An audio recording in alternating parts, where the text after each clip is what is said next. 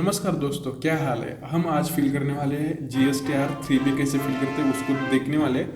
Simple आपको क्या करना है, जब भी आप GST के पोर्टल पे आते हो तो आपको फाइल रिटर्न्स करना है यहाँ से। और जब आप यहाँ पे फाइल रिटर्न्स करते हो, अभी यहाँ पे हम फाइनेंशियल ईयर सेलेक्ट करते हैं 2025 से 26। हमारा क्वार्टर सेकंड है क्योंकि हम अगस्त नहीं बल्कि जुलाई मंथ का फिलअप कर रहे हैं GSTR 3B। तो यहाँ पे सिर्फ सर्च करना है हमको और यहाँ पे आप देख सकते हैं कि हमने जो GSTR1 का जो आपको स्टेटस दिखाई दे रहा है वो फाइल्ड है, मतलब हमने इसको फिलअप कर दिया है। और जो मंथली रिटर्न होता है GSTR 3B, तो इसकी लास्ट डेट है 20/8/2025, मतलब 20 अगस्त, और हमारी आज की डेट है 16/8/2025। तो मैं सजेस्ट करूंगा कि अप्रोक्सीमेटली जल्दी ना भरे, थोड़ा सा 17, 18, 19 को अपना GST फिल करें। क्यों? क्योंकि इसके पीछे का एक लॉजिक होता है। क्या?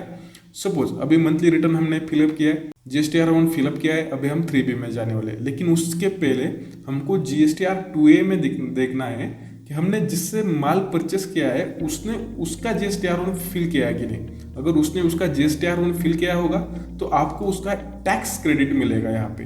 अगर मैं यहाँ पे व्यू दिखाऊंगा और B2B इन्वॉइसेस दिखाऊंगा, सपोज आप माल डायरेक्ट कस्टमर को बेचते हैं लेकिन आप किसी से माल ले रहे हो तो उसका B2B इन्वॉइसेस आपको यहाँ पे दिखाई देगा। तो यहाँ पे हमारा मेनली ई कॉमर्स का रिलेटेड बिजनेस है, तो इसलिए हमको यहाँ पे क्या दिखा रहा है, डिलीवरी लिमिटेड का यहाँ पे दिखा रहा है। और GSTR1 का स्टेटस क्या दिखा रहा है, फिलअप किया है इसलिए यस दिखा रहा है। मीशो का यस दिखा रहा है, शिप रॉकेट का यस दिखा रहा है और अमेजोन का भी यस दिखा रहा है। और इनसे जो मुझे रिटर्न टैक्स मिला है, मतलब जो मेरा टैक्स इंटीग्रेट हुआ है, तो यहाँ पे आपको यहाँ पे डिटेल मिल जाएगी। तो यहाँ पे आप देख सकते हैं टोटल टैक्सेबल इतना है, इंटीग्रेटेड टैक्स इतना है। अगेन मीशो में आप अगर देखेंगे तो मीशो में देखिए कि हमारा सेल इतना हुआ है, इंटीग्रेटेड टैक्स मतलब इतना मीशो ने हमको रिटर्न किया है, मतलब इतना अमाउंट हमें अभी क्लेम करना होगा। शिप रॉकेट में अगर देखेंगे तो सिंपली यहाँ पे क्लिक करेंगे तो यहाँ पे आपको इंटीग्रेटेड टैक्स दिखाई देगा, मतलब तो ये भाई हमारे क्रेडिट लेजर में आ चुका है। तो उसका हम बाद में सेटलमेंट कैसे करते हैं वो भी दिखाऊंगा आपको। तो यहाँ पे आपको सिर्फ B2B इन्वॉइसेस देखने, इसलिए तुरंत ही GSTR 3B फिल ना करें, 15 तारीख के बाद आप फिल कर सकते हैं। तो यहाँ पे हम और एक बार रिटर्न आते हैं और यहाँ पे सिंपली अगेन अगस्त के अलावा जुलाई का फिल कर रहे हैं इसलिए जुलाई डालते हैं और यहाँ पे प्रिपेयर ऑनलाइन पे क्लिक करते हैं।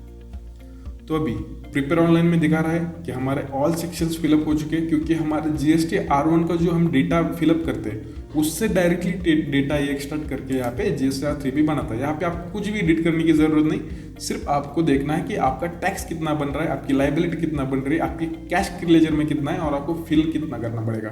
तो चलिए देखते हैं क्या है यहाँ पे। इंटीग्रेटेड टैक्स 1202 रुपये, मतलब जितना भी मेरा सेल हुआ है मुझे उस सेल पे 1200 रुपये देने पड़ेंगे, राइट। तो इस 1200 रुपये देने में उसके साथ और 2 टैक्स लग रहे हैं। कौन से? सेंट्रल टैक्स एक लग रहा है और स्टेट टैक्स भी लग रहा है, ठीक है। और जो अभी मैंने B2B सप्लाईज में आपको दिखाया कि मुझे वो टैक्स रिटर्न हुआ है, तो वहाँ पे उसको बोलते हैं इंटीग्रेटेड टैक्स। तो इंटीग्रेटेड टैक्स में मुझे उन सब का मिला के कितना मिल रहा है, 823 रुपीज़ मिल रहा है। सेंट्रल टैक्स 13 रुपीज़ मिल रहा है और स्टेट टैक्स 13 रुपीज़ मिल रहा है। लेकिन यहाँ पे जो मुझे टैक्स लगने वाला है वो इससे ज़्यादा है, मतलब इसको जो 400 रुपीज़ का डिफरेंस है वो मुझे जेब से देना पड़ेगा। जेब से देना पड़ेगा मतलब मैंने उतना प्रॉफिट किया है इसलिए इंक्लूडिंग GST मैंने उसको सेल किया है, इसलिए मुझे वो नॉर्मली फिलअप करना पड़ेगा। तो अभी हम क्या करेंगे, सिंपली यहाँ पे प्रिपेयर ऑनलाइन में जाएंगे और उसके बाद प्रोसीड टू पेमेंट में करके अभी आपको यहाँ पे दिखाई देगा कि हमारे कैश लेजर में बैलेंस कितना है। तो यहाँ पे आपको दिखाई देगा कि हमारे कैश लेजर में 1201 रुपीज़ है, सेंट्रल टैक्स 14 रुपीज़ है और स्टेट टैक्स 14 रुपये रिमेनिंग है। तो यहाँ पे हम नीचे आएंगे तो हमको कितना फिलअप करना है, यहाँ पे 1203 फिलअप करना है, सेंट्रल टैक्स 140 फिलअप करना है, स्टेट टैक्स भी 140 फिलअप करना है। लेकिन हमारे पास तो अवेलेबल है सिर्फ 1201 और यहाँ पे 14 रुपीज़, इतना ही हमारे पास अवेलेबल है। तो रिमेनिंग जो बैलेंस है वो उसका सेक्शन आपको यहाँ पे राइट साइड में कॉर्नर में दिखाई देगा। तो यहाँ पे क्या दिखाई दे रहा है आपको, एडिशनल कैश रिक्वायर्ड कितना है, तो यहाँ पे 120 रुपीज़ रिक्वायर्ड है और यहाँ पे 120 रुपीज़ रिक्वायर्ड है। और ये जो 5 रुपये वो यूटिलाइज कैश बैलेंस से डिडक्ट हो जाएंगे, इसलिए उसका कुछ इशू नहीं है। तो हमको क्या करना है, इस अमाउंट को पे करने के लिए, एडिशनल कैश को पे करने के लिए यहाँ पे क्रिएट चालान में जाना है, राइट। तो यहाँ पे हम जस्ट क्रिएट चालान में जाते हैं तो हमको यहाँ पे एक विंडो ओपन होके आती है और यहाँ पे जो एडिशनल बैलेंस था उसके लिए एक चालान क्रिएट होता है। तो यहाँ पे 120 रुपीज़ देख सकते हैं और अगेन यहाँ पे भी 120 रुपीज़, तो टोटल मिला के 240 रुपीज़ यहाँ पे हमको पे करना होगा।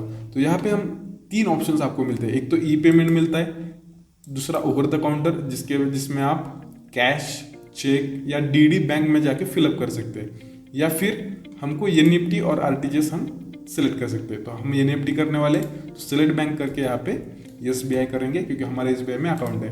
तो एसबीआई करने के बाद यहाँ पे जनरेट चालान करेंगे और चालान जनरेट करने के बाद आपको यहाँ पे बेनिफिशियरी की डिटेल्स आएंगी, मतलब जिस पे आपको चालान फिलअप करना है। तो यहाँ पे आपको बेनिफिशियरी का अकाउंट नंबर आएगा, बेनिफिशियरी का आईएफएससी नंबर आएगा और अमाउंट कितना पे करना है उतनी भी यहाँ पे वैल्यू आ जाएगी। तो आपको यहाँ पे सिंपल वहाँ पे क्लिक करके ये सारी डिटेल्स फिलअप करके 240 रुपीज़ पे करना है। जब आप 240 रुपीज़ पे करते हैं तो उसके बाद हमको कंटिन्यू करना है और कंटिन्यू करने के बाद अभी मैंने चालान यहाँ पे फिल नहीं किया, इसलिए हमको यहाँ पे अगेन इतना अमाउंट एडिशनल है दिखाई दे रहा है। लेकिन जब आप चालान भरते हैं तो यहाँ पे हमको 00 रुपीज़ दिखाई देगा और जब यहाँ पे 00 रुपीज़ दिखाई देगा हमको यहाँ पे direct proceed to file option करके यहाँ पे अवेलेबल हो जाएगा। तो सिंपल यहाँ पे क्लिक करके आप अगेन साइन विथ ईवीसी करके डायरेक्टली ओटीपी डाल के यहाँ पे जीएसटीआर 3B को फिल कर सकते हैं। तो इतना सिंपल है, ज़्यादा कुछ कॉम्प्लिकेटेड प्रोसेस नहीं, सिंपल प्रोसेस है 3B की। जीएसटी R1 की ही थोड़ी कॉम्प्लिकेटेड है, लेकिन उससे फर्क नहीं पड़ता। अगर आप ई कॉमर्स करते हैं या फिर आपका